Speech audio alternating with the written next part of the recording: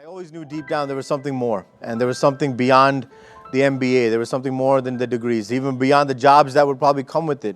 And I had a great job, and I was growing in the corporate ranks of Verizon as well, and just being blessed in that season of my life. But as I was finishing up my MBA, I felt definitely a stronger urge of something God is calling for more in terms of ministry. It was at a conference, a youth conference actually, and I was just there to serve, not even attending per se, but just serving with the leadership there. And it was a conference for a weekend, and I believe on a Saturday night, we had the conference, and the speaker shared a message, and then he did an altar call. And during that altar call, I can just feel a burden, but also a peace, and I can definitely sense God's voice speaking to me. You need to commit yourself for full-time ministry.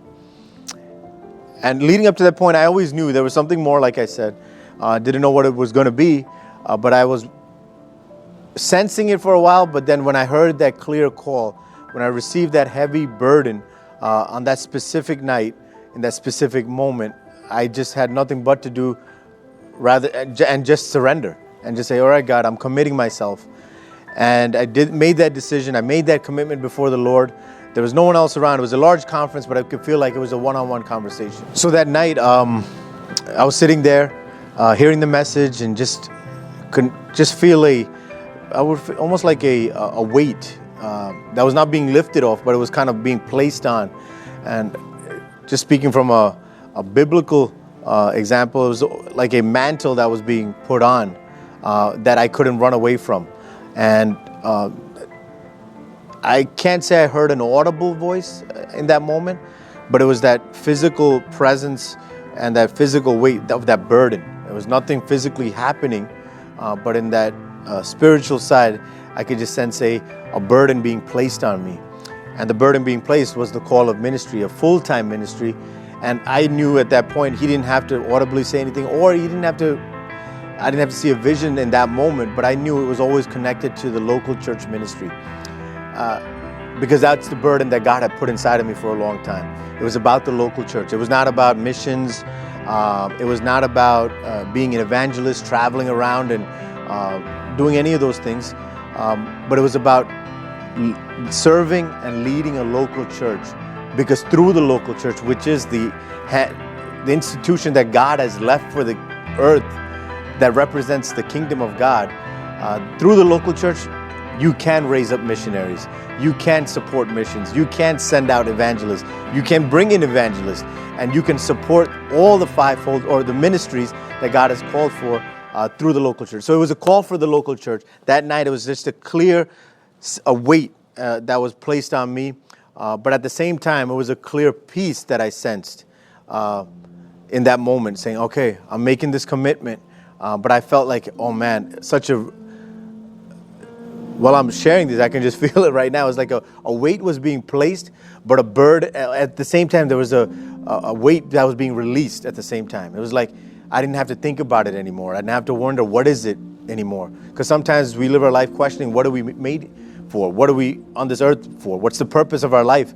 In that moment, I knew exactly what I was going to end up doing. And I also knew why God had created me. It was to serve in His ministry in the local church, and through that, just help people, care for people, equip people for exactly what God had called them to. So that night, it was just a burden and a weight or a mantle being placed on me that I can sense, but at the same time, just a release that from me, but an acceptance of peace.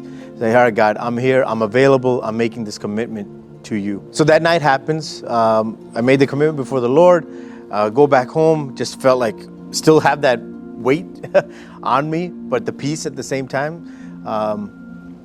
And went to church the next day, right here at our church, and stood up in front of the church and just tearfully and as humbly as I could at that moment, just share the experience I had the night before, and shared it here in our local church because it was important for my church to know that. And more than my church knowing it, it was about sharing it as a testimony to God of what He had done the night before in my life. So shared it, and I can remember one part of that testimony I shared in the church the next morning was, I'm making myself available to God. I'm committing myself to full-time ministry.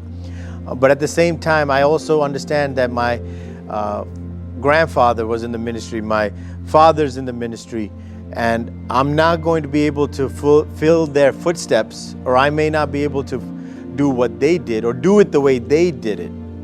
But I also know I'm picking up the same Bible that they picked up, preach from the same Bible that they preached, and just made that commitment to the Lord in that public setting in front of witnesses before God as well. So that was the next day. Right after that, it was just, oh God, what do I do? What do I do? You know, finishing school, working at the same time. The only thing I knew is I'm committing myself to ministry, for full-time ministry. The unknowns are this: when that would happen, where that would happen, and how that would happen. The why, that was taken care of. The when, the where, and the how, I didn't know. And that was also part of my testimony. I don't know how it's going to happen. I don't know where it's going to happen. I don't know when it's going to happen, but I'm available for all those things that God will take care of. So the next few days was just thinking about it, obviously praying about it. And like I shared earlier, at that time, my fiance, she was not even my fiance. We were just talking, and I had to talk to her about it because we were having conversations between us and also our families of next steps towards marriage and starting a family.